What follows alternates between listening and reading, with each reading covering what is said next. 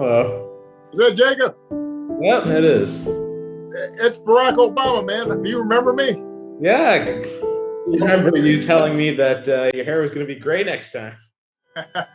And I was not lying.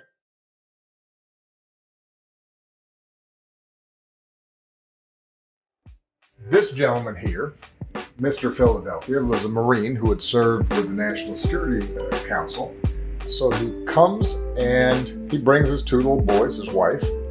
This young man, the older brother, he's very serious, and he's asking me questions about, weapon systems and, the budget process. And clearly he's been studying. This young man, Jacob, he has a different kind of question. He's kind of standing there looking at me for a second, and then he says, "Is your hair like mine?" I go, "Well, you want to check and see?" Then I lean down and I said, "Go ahead, touch it." And right as he was putting his hand on top of my head, Pete Souza, our White House photographer, took the picture. I said, "Well, what do you think?" He says, "Yeah, it's good. I think that's pretty much what I got."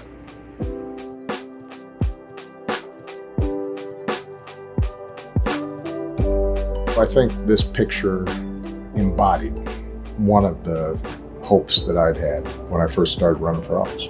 I remember telling Michelle and some of my staff, I think that if I were to win, the day I was sworn in to office, young people, particularly African-American people, people of color, outsiders, folks who maybe didn't always feel like they belonged, they'd look at themselves differently to see a person who looked like them in the Oval Office.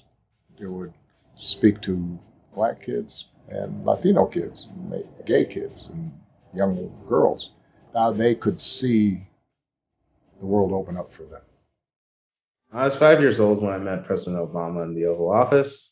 When I was younger, I just thought the president was just my dad's boss. I didn't know how powerful he was, but I was slightly intimidated. It was a really big room, the Oval Office.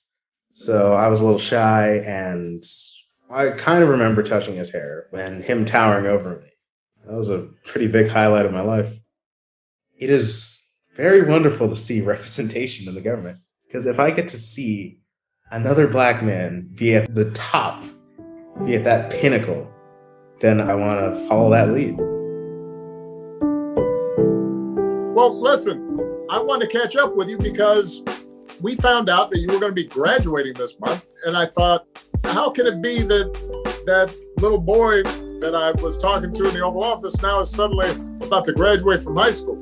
Tell me what you've been doing. It seems as if you've been traveling around a lot, and you ended up going to high school in Uganda. Yes, my dad joined the State Department. Right. So he got a bunch of various posts, and sometimes that's hard, moving from place to place. How's the experience been traveling? It's kind of difficult, but at the end of the day, we get to see a lot of things that a lot of other kids don't get the chance to. You get to talk to people, see their ideals for how they want to change the world and how we want to do it our own way. That's great. In this world, that can only benefit you. My understanding is you're going to be going to the University of Memphis, huh? Yeah, that's the plan. Do you know what you want to study? Yeah, I'm doing political sciences. I think the White House visit clearly inspired you, I hope. Yeah, it really has. That's fantastic. So the thing I'm confused about is how do you get to be this big man? Is that like a kind of a mustache, some facial hair you got there? Yeah, I'm growing it. Oh, Lord. It sounds like you're doing great, man. And I'm so proud of you. Congratulations on your graduation. Great to talk to you. Tell your family that I said hi. All right. All right. Congratulations. Thank you. Bye-bye.